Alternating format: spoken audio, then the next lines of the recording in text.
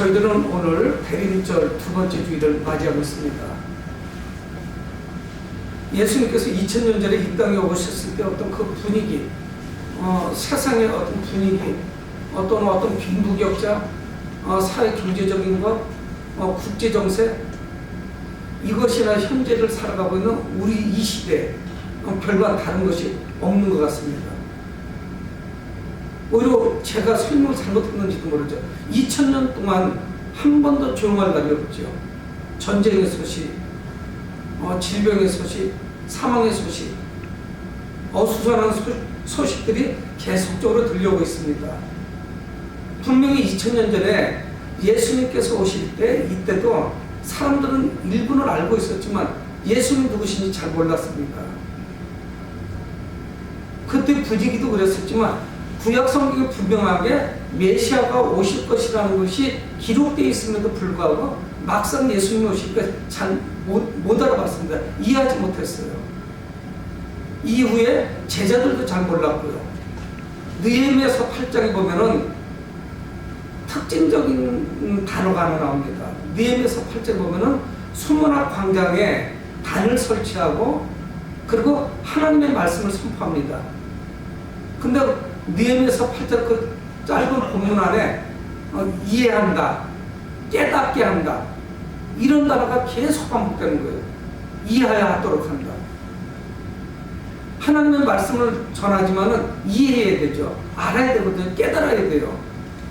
근데 이스라엘 백성들은 잘 몰랐습니다. 그러니까 이 제자들도 3년 동안 예수님을 따라다니면서 예수님을 통해서 예수님 그 죽으신 부활, 그 이전에 예수님이 과연 누구신지, 내가 누구라는 것을 예수님이 누누이 말씀하시지만 잘 이해하지 못했어요. 깨닫지 못했습니다. 알아듣지 못했어요. 그러니까 이들은 본질을 제대로 보지 못한 거죠. 그래서 그게 언제까지 있었겠냐? 예수님이 십자가 못 박혔을 때도 제자들은 뿔뿔이 흩어지기 바쁩니다. 그리고 오순절 성령께서 임하시고 난 다음에 그때부터 제자들이 복음을 선포하고 예수님의 진정한 제자들로 말 그대로 거듭나게 되죠. 여러분, 예년보다 분위기가 어떻게 보면 더 썰렁해요. 아마 이런 연말을 자영업자들은 처음 본다고 할 거예요. 그렇게 말하는 게 과언이 아니죠. 모든 게 묶이니까. 이런 무엇 하나 제대로 갈 수 있는 것이 없습니다. 그러니까 이 연말 이거 다 실종됐어요. 성탄절 분위기도 나지 않습니다.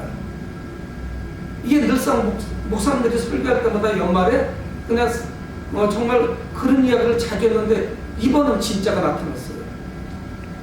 많이 어렵습니다. 이런 말 할 수 없이 어려워요. 근데 문제는 뭐냐? 어떤 경제나 자영업이나 어떤 사회 분위기가 썰렁하고 실종됐다고 해서 예수 그리스도께서 오신 사건까지도 실종돼 버리는 거죠. 여러분, 정말 저희들은 매우 어려운 이런 때를 살고 있습니다. 오히려 우리는 이때 더 갈급한 심령을 가지고 이 성탄절을 묵상해야 되죠. 그래서 오늘 대림절 두 번째 주일을 맞이하게 됩니다. 그래서 오늘 본문은 무엇이냐? 그 예수님의 영광. 우리는 영광 잘 이야기하죠. 교회에서 예수 그리스도의 영광, 그리고 그분께서 어떤 다시 오심, 그분의 하나님의 아들 되심을 말씀하고 있습니다. 여러분, 우리가 흔들리는 이유가 뭔가요? 단순해요. 믿음이 없어서. 근데 그렇게 말하기에는 너무 좀 막연한 보여지죠. 그래서 오늘 성경 본문에는 예수님께서 이 땅에 오신 목적이 무엇인지, 그리고 이 사건을 통해서 예수님은 제자들에게 무엇을 말씀하고 싶어 하시는지를 알 수가 있습니다. 오늘 말씀을 우리가 잘 깨닫고 이해한다면 능력 있는 그런 성도가 될 수 있을 거예요.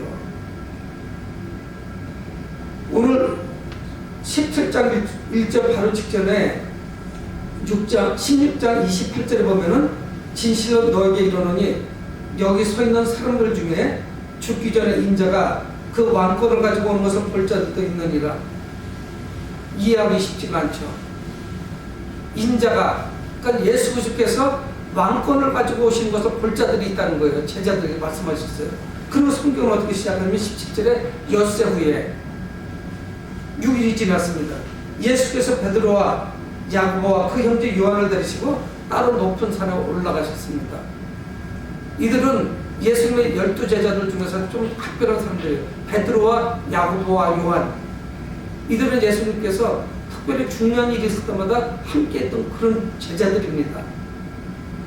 늘 12명이 함께 했던 것은 아니에요. 이들은 특별히 중요한 일이 있을 때마다 예수님과 함께 하죠. 근데 이날은 달랐어요. 성경 뭐라고 말씀하냐면 높은 산에 올라가셨다는 거예요.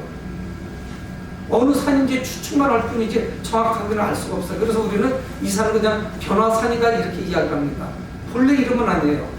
이 산의 이름은 있습니다. 근데 이 산의 이름은 말씀 안 하고 있어요.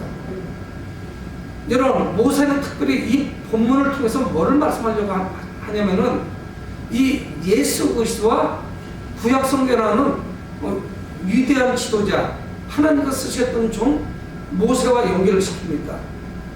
모세의 사역은 어떻습니까? 출애굽하는 과정의 초창기에 모세는 다른 하나님의 종들과 함께 신의 산에 올라가죠. 오늘 예수님이 그 변화산이라고 하는 높은 산에 올라가신 것하고 사건이 같아요. 모세도 신의 산에 올라갑니다. 신의 산에 올라가서 그곳에서 하나님을 뵙고 하나님의 말씀을 받죠. 그러면 십계명을 가지고 내려옵니다. 지금 마태가 이야기하려고 하는 것은 뭐냐? 예수 그리스도는 과연 누구시냐? 제2의 모세인 것을 말씀하고 있는 거예요. 사역이 겹쳐져요. 모세는 누굽니까? 정말 위대한 지도자예요. 하나님이 쓰시는 지도자예요. 하나님께서 위대하게 쓰셨죠.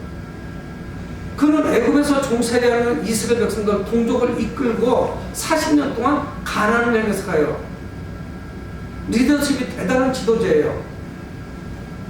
그 모세는 무엇을 했습니까? 이스라엘 백성들을 해방시키고 구원해서 가나안 땅을 이끌고 가는 것이죠.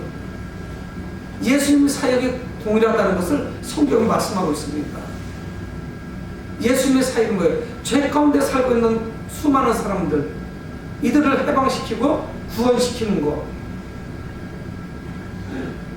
사역의 공통점이 있어요. 모세와 예수 그리스도. 산에서 어떤 역사가 나타나요. 근데 더 놀라운 사실은 뭐냐면 2절에 말씀하고 있습니다. 그들 앞에서 변형대사.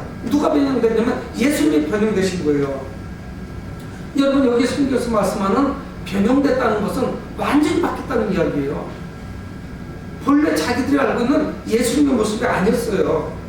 다른 형상으로 바뀌는 거예요. 어떤 모습이었는지 이 마태는 잘 표현을 못하고 있어요. 예수님의 그 변형된 모습을 우리의 언어로 표현을 하기는 해야 되는데 표현이 안 돼요. 여러분, 우리가 태양을 우리 눈으로 직접 잠깐이라도 바라다 보면은 이해는 될지 모르겠지만 설명이 불가능해요. 태양이 동그랗다? 동그랗게도 안 보여요, 실상은. 너무 광채가 빛나기 때문에 설명 자체가 불가능하죠. 근데 2절을 제가 다시 한번 읽어봅니다. 그들 앞에서 변형되사 그 얼굴이 해같이 빛나며 옷이 빛과 같이 휘어졌더라. 마태가 굉장히 힘들어요. 왜? 예수님의 모습을 설명을 돌리고 없는 거예요, 자기가. 변형되신 예수님의 모습을. 얼굴에 해같이 빛나고 옷이 빛과 같이 휘어졌다. 사람의 언어로 표현이 잘 안 되는 거예요.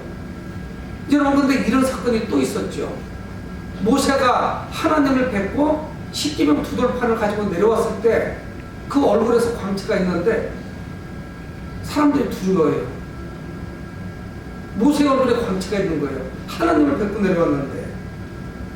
출애굽기 34장 29절에 모세가 그 증거의 두 판을 모세의 손에 들고 시내산에서 내려오니 그 산에서 내려올 때 모세는 자기가 여호와와 말하였음으로 말미암아 얼굴 피부에 광채가 나나 깨닫지 못하더라. 하나님을 뵙고 내려오는 모세 얼굴에 광채가 있었습니다. 후에는 이 광채가 사라졌지만요. 여러분, 이 마태는 오늘 본문을 통해서 이 변화산에서 일어난 사건을 통해서 뭘 말씀하는 줄 아십니까? 모세의 얼굴에 있는 그 광채는요, 시간이 지나니까 사라져버렸어요. 백성들에게 혼란 안 주려고 모세가 수건으로 얼굴을 가리기까지 했습니다. 이런 수요 저녁 예배 때마다 우리가 출애굽기 설교를 하니까 최근에 들었지 않았습니까? 그게 잠시 후에 사라졌어요. 이 제자들이 발견한 건 뭐냐면 예수 그리스도의 영광을 발견한 거예요. 이분이 과연 누구신지 이 메시지는 우리에게 말씀하고 있습니다. 예수는 누군가? 우리가 그저 갈릴리 호숫가에서 고기 잡다가 그냥 불러서 따라다니는 그 선생님이신가? 랍비신가? 훌륭한 선지자 중에 한 분인가? 이건 아니라는 것을 말씀하고 있습니다. 여러분, 우리가 대림절 두 번째 주간을 살아가면서 정말 힘들고 어렵잖아요.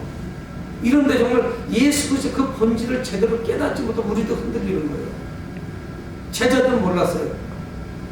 그냥 황홀했어요. 이게 도대체 대관절 뭐지 이게? 예수님 저렇게 하얗게 빛이 나는데 얼굴에 해같이 빛이 나고.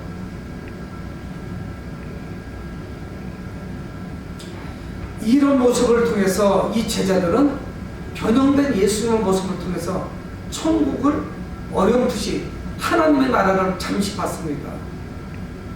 이분의 나라가 어떻다는 것, 이 영광스러운 나라가 어떻다는 것, 이걸 잠시 바꾼 거예요.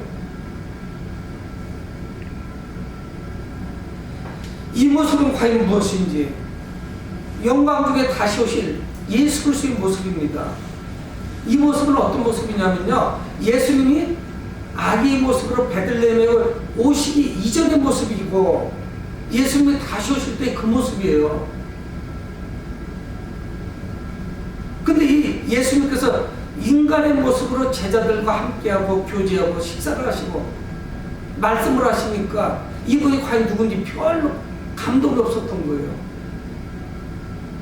오늘 이 성경에 나오는 이 세 명의 제자들 중에 한 명, 요한은 후에 자기가 그걸 기록했습니다. 요한계시록에서 부활하신 예수 그리스도를 만난 거예요. 반모섬에 귀향가 있는데 노인이 됐어요. 가장 어린 제자였었는데 수십 년 세월이 흘러서 이제는 백발의 성성한 노인이 됐습니다. 근데 자기가 3년 동안 정말 열심히 따라다녔던 그 예수 그리스도께서 반모섬에 자기에게 나타나신 거예요. 그 모습을 요한이 기록을 했어요. 계시록 1장 14절에 그의 머리와 털의 휘기가 흰 양털 같고 눈 같으며 그의 눈은 불꽃 같고. 3년 동안 자신도 예수님을 봤는데 부활하신 예수님을 정확하게 표현을 못하는 거예요. 인간의 모습을 자기 눈에 보이는 대로 사람의 모습만 봤는데 그분의 신성을 발견한 거예요. 이 땅이 아닌 하늘나라에 계신 예수 그리스도, 그 메시아를 본 거예요. 본질을 발견한 거예요. 그래서 요한도 제대로 표현을 못해요. 여러분, 예수님의 모습이 얼마나 영광스러운지 여러분, 마태는 정말 표현하는데 어려움을 겪고 있습니다. 우리도 그분의 존귀하신 모습, 영광스러운 모습을 본다면 표현하기가 어려워요. 이루 말할 수 없이 벅차오를 거예요. 여러분, 그렇잖아도 이게 놀랐어요. 예수님이 변형되는 바람에 어떤 모습인지 우리는 상상밖에 수밖에 없어요. 정확하게 인식하기가 어려워요. 근데 더 놀라운 것을 발견하게 됩니다. 그걸 목격하게 되는 거예요. 3절에 말씀합니다. 그때에 예수님이 전혀 다른 모습으로 변형됐을 때, 그때에 모세와 엘리야가 예수와 더불어 말하는 것이 그들에게 보인 거는, 아니 이게 뭐야, 지금도 지금 감당할 수가 없는데 가서 쿵쾅쿵쾅 그러는데, 구약 성경의 인물들인 모세와 엘리야가 예수님하고 말씀들을 나누고 있는 거예요. 아주 신기한 모습을 발견한 겁니다. 여러분, 이 모세와 엘리야는 누굽니까? 구약 성경을 대표하는 그런 인물들이에요. 구약 성경에 얼마나 많은 인물들이 나오니까. 모세는 누구예요? 하나님께로부터 율법을 받았죠. 율법은 곧 뭐예요? 말씀이에요. 그러니까 모세는 율법을 대표합니다. 엘리야는 누구예요? 선지자를 대표해요. 엘리야 이후에 수많은 선지자들이 나오죠. 이사야라든가 예레미야라든가 뭐 호세아, 다니엘, 그 외에도 많은 선지자들이 나오죠. 엘리야는 선지자를 대표합니다. 그 이 두 사람은 구약을 뭉뚱그려서 전부 대표하는 그런 분들이에요. 근데 그분들이 나타나서 예수님과 말씀을 나누고 있는 거예요. 성경 말씀하지 않아요. 무슨 대화를 나눴는지. 근데 저는 상상의 날개를 펴고 이 말씀을 묵상합니다. 모세와 엘리야, 예수님하고 무슨 말씀을 나눴겠어요? 하나님의 나라에 대한 거 나눴을 거라고요. 하나님의 나라. 제자들이 잠시 맛본 거. 여러분, 모세와 엘리야의 특징은 또 뭡니까? 모세도 하나님께 직접 말씀을 들었고 하나님을 배웠고, 엘리야는 누구예요? 그도 하나님의 음성을 듣고 하나님을 뵀어요. 엘리야는 또 어떻습니까? 죽지 않고 그는 불병거를 두고 하늘로 올라갔어요. 죽지 않았어요. 산상대로 하나님의 나라로 올라갔습니다. 여러분, 이 둘은 구약 성경에서도 대표적으로 말씀하는 것에 신명기 18장 15절에 내가, 하나님이 말씀하시는 거예요. 내가 그들의 형제 중에서, 누구 형제 중에서? 모세 형제 중에서, 아니면 이스라엘 형제 중에서 너와 같은 선지자 하나를 그들을 위하여 일으키고 내 말을 그 입에 두리니 내가 그에게 명령하는 것을 그가 무리에게 담아리라. 하나님이 뭐라고 말씀하냐면 너희 형제 중에서 너와 같은 모세와 같은 선지자를 한 명 세우실 거라는 거예요. 놀라운 말씀을 하죠. 그냥 일반적인 선지자가 아니에요. 선지자 하나를 세울 거라는 거예요. 누구겠어요? 그리고 말라기서 4장 5절, 구약 성경의 마지막이죠. 거기에 또 그런 말씀이 있습니다. 보라, 여호와의 크고 두려운 날이 이르기 전에 내가 선지자 엘리야를 너에게 보내리니. 하나님은 모세하고도 말씀하셨고 말라기를 통해서 엘리야를 보낼 것이라고 말씀합니다. 그러니까 이 둘은 누구냐? 역사의 마지막에 나타날 그런 인물들이에요. 모세와 엘리야. 그가 예수 그리스도 앞에 나타났다는 이 사실은 뭘 말씀하고 있는 겁니까?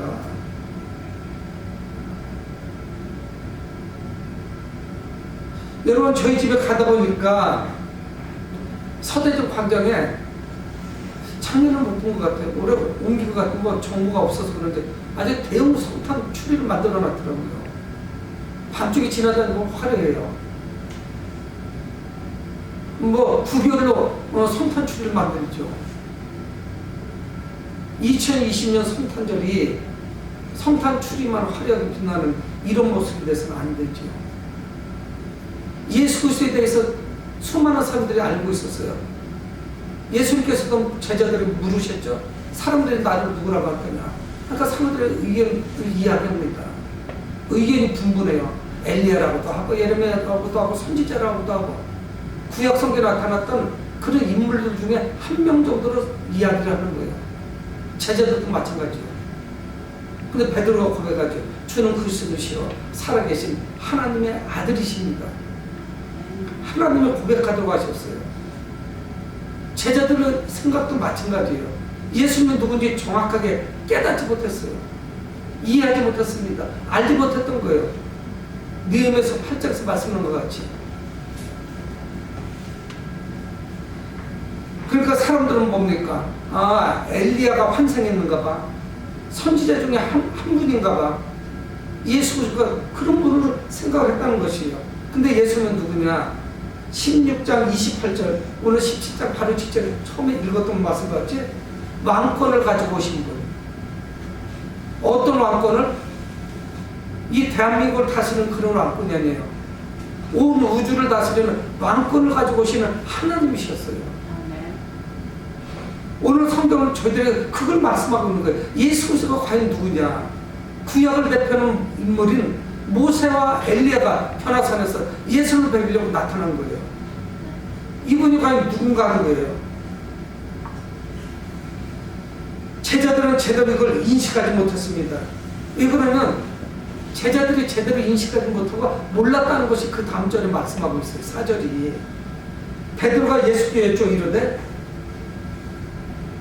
주여 우리가 여기 있는 것이 좋사하니요. 얼마나 황홀한지 아예 저 밑에 동네 내려가고 싶지도 않아. 얼마나 떠드는지 코로나19 때문에 이렇게 저렇게 말도 많고 마스크 끼고 돌아다녀야 되고 사람들도 없고 장사는 안 되고 뭐 이렇게 정치적으로도 왜 이렇게 맨날 시끄러운지 응? 수많은 생각들을 우리가 할 수 있다고요. 여기가 얼마나 좋은지 몰라요. 예수님이 계시죠. 거기에 모세도 나타났죠. 엘리야도 있죠. 얼마나 황홀한지요. 그 분위기에 압도돼 버렸어요. 그 내려가고 싶은 마음 하나도 없어요. 우리가 여기 있는 것이 좋사오니 만약 주께서 원하시면 내가 여기서 초막셋을 짓되 하나는 주님을 위하여 하나는 모세를 위하여 하나는 엘리야를 위하여 하겠습니다. 아니 여기다가 우리 초막세계를 졌으면 좋겠어. 여기 눌러 앉아버리죠. 전부 밑에 식구는데 뭘 갑니까? 이야기예요. 그냥 살아버리시다. 여러분 이것이 얼마나 충격적인 사건이었는지 베드로 후서 1장에서 이 이야기를 해요. 예수님의 변형됐던 그 모습을 이야기한다고요. 그러니까 그가 평생 동안 이거를 잊지 못한 거예요. 이 사건을. 얼마나 황홀했는지. 그걸 늘 품고 살았던 거예요. 그런데 그들은 잠깐 맛본 천국의 모습을 보고 그러면서 그들은 내려갈 생각을 잊어버렸어요. 여러분 근데 더 중요한 사실은 뭐냐, 이 베드로가 착각하고 있는 것이 하나 있습니다. 예수님께서 이 땅에 오신 예수 그리스도께서 이 영광을 받으시려면 고난을 거치셔야 된다는 사실이에요. 십자가를 거치셔야 돼요. 여러분 제자들은 이제 막 조만간 막 여러 가지 사건들이 계속적으로 다가옵니다. 변화산에서 만났던 그 영광스러운 예수 그리스도, 이분이 왜 십자가에서 죽으셨는지, 십자가와 영광이 어떻게 연결이 되는 것인지, 이 영광은 십자가 고난을 통해서 영광을 받으시는 것이고, 그 십자가 고난은 우리를 위해서 하나님의 왕권을 가지고 이 땅에 내려오신 거구나. 네. 이거를 깨달아야 되는 거라고. 제자들은 아직까지 몰랐어요. 집 짓고 그냥 여기 눌러앉아 살읍시다 이렇게 얘기하는 거 보면 예수님이 오신 목적이 거기서 집 짓고 제자들 생명하고 재밌게 살아나가는 거 이거 아니었죠. 그래서 이걸 보여준 건데 그들은 다른 생각을 했던 거예요. 여러분 이 제자들은 예수님과 자신들은 물론이고 모세도 엘리야도 함께 할 수 없다는 분이라는 걸 깨달았어야 돼요. 신분이 같은 분이 아니라는 걸 알았어야 돼요. 십자가 고난을 통해서 영광 받으시는 분이라는 걸 알았어야 됐죠. 여러분 우리가 구원의 기쁨에 이루기 위해서는 그 고난을 거쳐야 됩니다. 영광에 들어가려면 고난을 거쳐야 되는 거예요. 그때 어떤 일이 벌어지냐, 5절 말할 때에 호련의 빛난 구름이 그들을 덮으며, 성경에서 구약성에서 구름이 덮는다. 이건 하나님의 임재를 나타내요. 구름 기둥과 불 기둥, 초자연적인 현상이 나타납니다. 모세도 구름 속에서 들려오는 음성을 들었어요. 하나님의 음성을. 근데 구름이 그냥 그러려니 했겠죠. 근데 구름은 끝나는 것이 아니에요. 구름 속에서 소리가 나서 이러시되, 구름 속에서 소리가 나는 거예요. 지금까지 있었던 사건은 이거는 별것도 아니에요. 지금 나타나는 이 사건에 비하면 구름 속에서 소리가 나서 이러시되 이는 내 사랑하는 아들이요 내 기뻐하는 자다. 하나님께서 하나님의 아들이심을 그 변화산에서 제자들이 있는 데서 확증시켜 주시는 거예요. 이가 누군 줄 아느냐? 내 사랑하는 아들이요 내 기뻐하는 자라는 거예요. 그냥 제자들은 가방 들고 따라만 다닐 거예요. 열심히 예수님을 따라만 다녔죠. 예수님에 대한 고백이 없었던 거예요. 근데 하나님께서 직접 말씀하시는 거예요.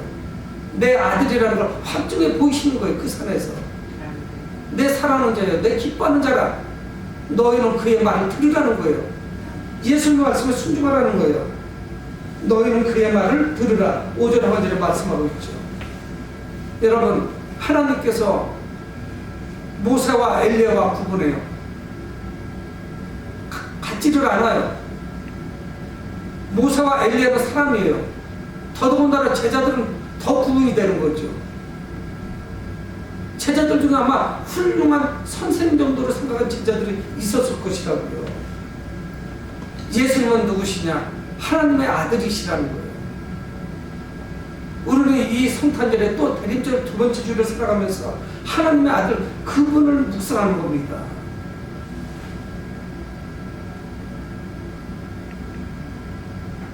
예수님이 초기 사역을 받으실 때 세례 요한에게 세례를 받기 위해서 요단강에 들어가셨을 때 세례 받으실 그때도 그 소리 음성이 들렸죠. 하나님의 아들이라는 음성이 하나님이 직접 말씀하신 거예요. 사역 초기에 말씀하셨고 사역이 끝나가는데 하나님이 또한 말씀하십니다. 너희는 그의 말을 들으라. 예수님의 말씀을 듣고 순종하라는 거예요. 여러분, 놀라운 사실은 뭐냐? 제자들이 갈등하고 이게 뭔가 하고 지금까지 따라다녔는데 하나님께서 직접 음성을 들려주셔서 내 아들이라는 것을 확증해 주시는 거예요. 여러분, 우리는 이게 흔들리면 끝나는 거예요. 이 믿음이 없으면 신앙생활에 너무 힘이 드는 거예요. 다 놓친 거예요. 다른 걸 이야기할 수가 없습니다. 여러분, 그런데 이 제자들이 그 음성을 듣자 이제는 두려움이 앞선 거예요. 초막 세계를 짓고 함께 살자 이야기가 쏙 들어갔어요. 여러분, 하나님의 음성을 들으면 사람들은 다 두려워합니다. 피조물 넣어서. 하나님 앞에 떳떳한 자가 하나도 없어요. 자신의 죄가 드러나고 그러면서 두려움이 엄습을 해요. 그래서 땅바닥에 전부 엎드리는 거예요. 성경 나오는 인물들이 다 그랬어요. 6절에 보니까 제자들이 듣고 엎드려 심히 두려워하더라 성경 말씀합니다. 땅바닥에 쫙 엎드려 버린 거예요. 그 하나님의 그 위대하신 모습에 압도돼 버린 거예요. 아무 소리도 할 수 없는 거예요. 그런데 7절에 예수께서 나와 그들에게 손을 대시며 이르시되 일어나라 두려워하지 말아라. 하나님의 아들신 예수 그리스도로부터 선택된 제자라는 것이 얼마나 큰 축복인지요. 예수님은 종종 제자뿐만이 아니라 다른 사람들의 그 육신의 질병을 고치실 때 손을 대십니다. 터치하시는 거예요. 여러분, 제자들에게 지금 중요한 게 뭔 줄 아십니까? 영의 눈을 열고 눈에 보이는 것만 봐서는 안 돼요. 모세와 엘리야를 보고 또 거기 황홀한 그 모습에만 취해 있으면 안 되는 거예요. 여러분, 지금 대림절 두 번째 주일인데 어떻든 뭐 조금 지나면 이 12월도 그냥 지나갑니다. 여러분, 우리의 삶 속에서 그저 내 삶에서 또 한 번의 크리스마스, 성탄절 이거로 끝나버리면 안 되죠. 영의 눈을 열고 확실한 실체를 발견해야 되는 거예요. 눈에 보이는 것이 전부가 아닙니다. 그러자 8절을 우리 한번 같이 한번 읽어보도록 하겠습니다. 8절 시작. 제자들이 눈을 뜨고 보매 오직 예수에는 아무도 보이지 아니하더라. 여러분, 여기는 여러 가지 의미가 있어요. 아까 눈을 봤던 것은 육신의 눈일 수도 있어요. 이 눈은 또 다른 눈일 수도 있어요. 그냥 보이는 대로 봤어요. 다시 보니까 아무도 없는 거예요. 무슨 둔갑소리 나가는 것도 아니고 마술을 부린 것도 아니에요. 눈을 들고 보니 오직 예수에는 아무도 보이지 아니하더라. 여러분, 구원의 원천이신 본질이신 예수 그리스도만 보여야죠. 다른 데 보이면 안 되는 거예요. 모세와 엘리야가 보이는 것 그거 중요하죠. 그렇지만 그거는 실상이 아니에요. 목사가 보여서는 안 돼요. 실수투성이에요. 모세도 마찬가지고 엘리야도 그렇고요. 어려운 일이 닥치니까 하나님을 원망하죠. 모세도 마찬가지. 엘리야가 도망쳤어요. 이세벨이 잡아서 죽인다고 하니까 40일 동안 호렙산으로 도망치죠. 여러분, 사람을 보면 안 돼요. 사상받아는 각오도 없고 구속한 중만 보이도다. 288장 찬양하고 있잖아요. 우리의 주인이시며 구원하시는 구주이신 예수 그리스도만 보이셔야죠. 이게 성탄절이에요. 제자들은 그 변화산에 올라가서 저 멀리 시가지를 바라보던가 세상을 바라보거나 갈릴리 바다를 바라보거나 거기서 더 나가서 모세와 엘리야를 바라보는 것, 이것이 중요한 게 아니죠. 누구를 바라봐야 되느냐? 하나님의 아들신 예수님을 바라봐야 되는 것입니다. 제자들은 이제 봤어요. 이 변화산에서 왕이신 바로 예수 그리스도를 바라보게 되죠. 예수는 왕권을 가지고 오신다고 했지만 왕권을 가지고 오시기 이미 이전에도 왕권을 가지고 계신 분이에요. 현재도 마찬가지였고 미래에도 왕권을 가지고 계신 분이에요. 제자들의 눈에만 안 보였을 뿐이죠. 여러분, 오늘 본문은 예수님이 우리의 영광을 받으실 하나님의 아들이시라는 사실을 확증해 보여주고 있습니다. 여러분, 우리 인생에서 이분을 놓치면 다 놓친 거예요. 여러분, 돈을 회복시킬 수 있어요. 코로나19로 어렵다고요? 올해 어려운 거 내년에 잘 되는데 그 이후에 더 잘 될 수도 있어요. 하나님께서 또 길을 열어주셔서 더 좋은 길로 갈 수도 있어요. 좋아졌다 나빠졌다 인생은 그래요. 그러나 바로 왕권을 가져오신 예수 그리스도 이분을 놓치고 다 놓친 거예요. 인생에 아무것도 없는 거예요. 여러분, 우리는 이 성탄절에 이 예수 그리스도는 누구신지 이분을 묵상해야 됩니다. 변화산에서 들렸던 하나님의 그 음성을 아직도 믿지 못하는 자들에게 우리가 다가가야 돼요. 이런 내 사랑하는 아들이요, 내 기뻐하는 자라, 그분이 주인공이신 그날, 이것이 성탄절이에요. 이거를 모르니까 교회를 욕하는 거예요, 사람들이. 목사의 잘못, 어떤 장로의 잘못, 그거를 바라보면 안 돼요. 그들은 모세와 엘리야에 지나잖아요. 잠시 후면 사라져요. 오직 주님을 바라봐야겠죠. 우리 앞에 세상과 나는 정말 간 곳이 없고 오직 예수 그리스도만 보여야 된다는 사실입니다. 이번 대림절과 성탄절에 하나님의 음성을 들으며 예수님의 그 생명 주심에 감사하는 그런 주간이 되길 주 이름으로 축원을 드립니다. 고마우신 아버지 하나님, 은혜를 감사합니다.